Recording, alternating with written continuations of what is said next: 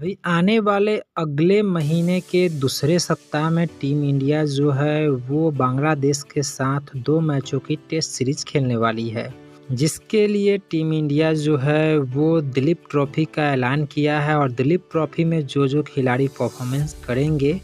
वही खिलाड़ी माना जा रहा है कि बांग्लादेश के खिलाफ होने वाले टेस्ट सीरीज में खेलते हुए नजर आएंगे।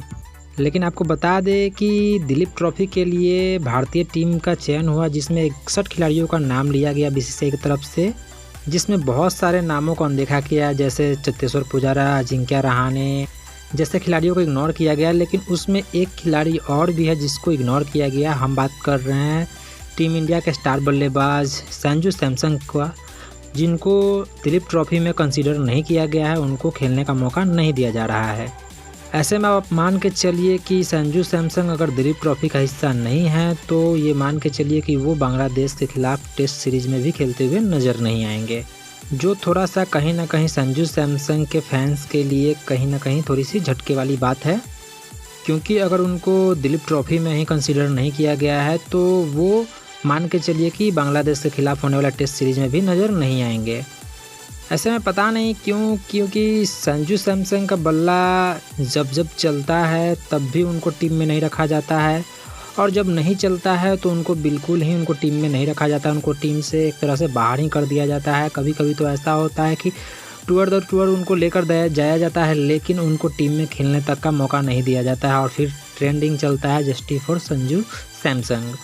हालांकि श्रीलंका दौरे को अगर आप छोड़ दें तो संजू सैमसन ने उससे पहले पिछले जिम्बाब्वे सीरीज में जो 5 मैचों की T20 सीरीज हुई थी उसमें भी उन्होंने 50 जड़ा था, और जब संजू सैमसन को मौका मिला है तब उन्होंने अपने आप को प्रूव भी किया है। लेकिन इसके बावजूद भी उनको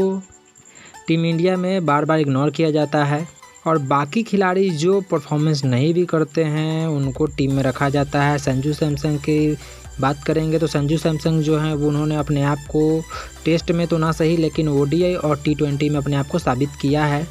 ऐसे में जब ऋषभ पंत को बार बार मौका मिल सकता है दिलीप ट्रॉफी में, वो खेलते हुए भी नजर आएंगे, तो ऐसे में संजू सैमसन को कम से कम दिलीप ट्रॉफी में मौका दिया जाना चाहिए था ताकि वो अपने आप को प्रूव कर सके। और अगर वहाँ पे उनकी परफॉर्मेंस निकल के नहीं आती तब जाकर उनको अगर टीम इंडिया में नहीं चुना जाता बांग्लादेश सीरीज़ के लिए तो समझ में आता था। लेकिन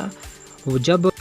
उनको दिलीप ट्रॉफी में ही नहीं चुना गया है तो सवाल ही अब पैदा नहीं होता है कि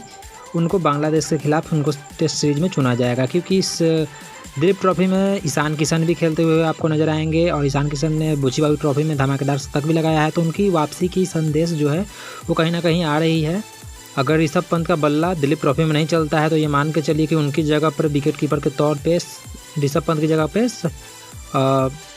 ईशान किशन को चुन लिया जाएगा। लेकिन संजू सैमसन का जगह जो है बिल्कुल भी नहीं बन पाएगा, क्योंकि उनको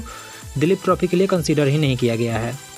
ऐसे में ये खबर जो है वो संजू सैमसन और उनके फैंस के लिए झटके वाली है, और संजू सैमसन जो है इस खबर के बाद मायूस भी हो सकते हैं।